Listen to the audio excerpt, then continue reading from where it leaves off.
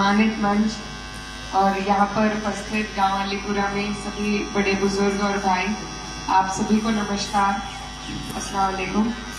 आज हम आपके बीच में वोट की अपील के लिए आए हैं। पूरे देश में चुनाव का माहौल है। 19 तारीख है, साइकिल का निशान है और सारे मुद्दे आप लोगों को पता है, आप बीत चुके हैं उनमें से, और हमारे नक्षत्र पाल जी ने भी आपको सारी बातें बताई। लेकिन ये जो चुनाव है ये बहुत महत्वपूर्ण चुनाव है और इस चुनाव में वोट डालने से पहले आपको वोट का चयन करने से पहले अपने याद रखनी है कुछ बातें जो पिछले 5-10 साल में डबल इंजन की सरकार में आपने और हमने देखी है। डबल इंजन जरूर देखा है हमने, लेकिन लाभ हम तक और आप तक कोई नहीं पहुंचा, क्योंकि लाभ पहुंचाने वाले जो सरकार के नुमाइंदे हैं वो आप तक हम तक कोई लाभ पहुंचाना ही नहीं चाहते, उनकी नीयत ही नहीं है। इस सरकार में जिसे हम 10 साल से देख रहे हैं, जो गरीब और पिछड़ा वर्ग है, जो मध्य वर्गीय लोग हैं, जो सबसे पीछे कतार में खड़े रहते हैं, उनके लिए कोई भी लाभकारी योजना इस सरकार ने नहीं लागू करी।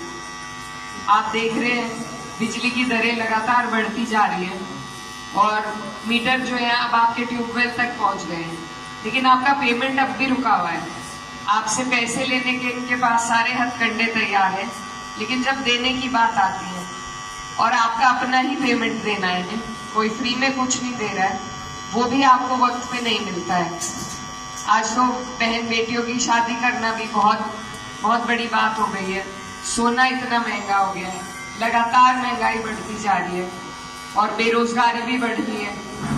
आज किसान भी परेशान है, हमारे मजदूर भी परेशान है, जो छोटे व्यापारी हैं वो भी परेशान है, उन्हें कई तरह के टैक्स दे दिए करने के लिए।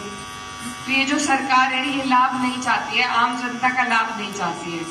हमारे लाभ की जितनी चीजें थी, जो भी सरकारी संस्थाएं थी, सब इन्होंने बेच दी, कुछ उद्योगपतियों को दे दी। और इसी तरीके से ये उद्योगपति के इन्होंने 16 लाख करोड़ माफ करे हैं। अगर चाहते तो किसानों के बहुत कर्ज माफ कर सकते थे, लेकिन इनकी नीयत में नहीं है, इनका एजेंडा ही नहीं है। इनके एजेंडे में है आपको और हमें मोहताज बनाना अनाज के लिए, ताकि हम उनकी तरफ देखें कि कब सरकार का 5 किलो का अनाज हमें मिलेगा और हमारा दिनचर्या चलेगा। तो ये आपको और हमें कमजोर करना चाहते हैं, लाचार बनाना चाहते हैं। ये पूरा इस 10 साल के कार्यकाल में पृष्ठभूमि आपके सामने है।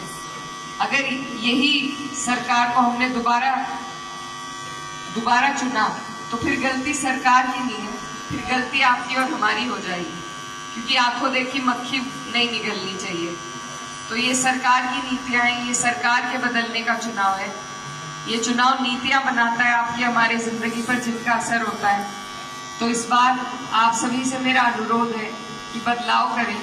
जब तक हम बदल के नहीं देखेंगे तब तक हमारे जीवन में बदलाव भी नहीं आएगा।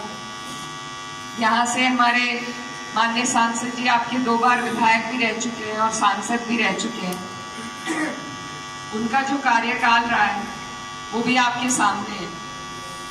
आप लोग, अगर आप और हम सिर्फ एक चेहरे पर वोट देंगे, सिर्फ मोदी जी के चेहरे पर या योगी जी के चेहरे पर वोट देंगे, तो वो नहीं आएंगे हमारी सीट पे हमारे लिए काम करने। यहाँ काम करेंगे यहीं के जनप्रतिनिधि। तो इसलिए यहाँ के जो आपके लोग हैं, जो आपकी आवाज बनेंगे, उनका सही चयन करना बहुत जरूरी है। ये बहुत बड़ा चुनाव है और आपकी हमारी जिंदगी भी इससे जुड़ी हुई है। इस बार इंडिया गठबंधन, मेरा आपसे अनुरोध है कि इंडिया गठबंधन के हाथ को मजबूत करने का काम करें और बदलाव लाने का प्रयास करें। बड़े बुजुर्ग भी कहते हैं कि रुका हुआ पानी एक जगह सड़ जाता है, उसे भी बदलना पड़ता है, तो इसमें बदलाव की जरूरत है। हमारे किसानों के लिए, उनकी आवाज बनने के लिए आपको और हमें, अगर इस बार भी हमने अपनी बात नहीं रखी ठीक तरीके से, नहीं सही चयन किया, फिर से यही सरकार आ गई, तो अगली बार चुनाव नहीं होगा, इलेक्शन नहीं होगा, अगली बार सिलेक्शन नहीं होगा। ये हमें बता दिया करेंगे कि ये तुम्हारे MP हैं, ये MLA हैं, ये नेता हैं, फिर आप और हम विरोध भी करने लायक नहीं बचेंगे। तो हमें जरूरत है कि हम ऐसी सरकार बनाएं जो सबसे पीछे खड़ा है कतार में उसकी बात कर सके, जो दबे कुचलों की बात कर सके। और इंडिया गठबंधन एक ऐसा हमारा गठबंधन बन रहा है जो सभी को साथ लेके चल रहा है।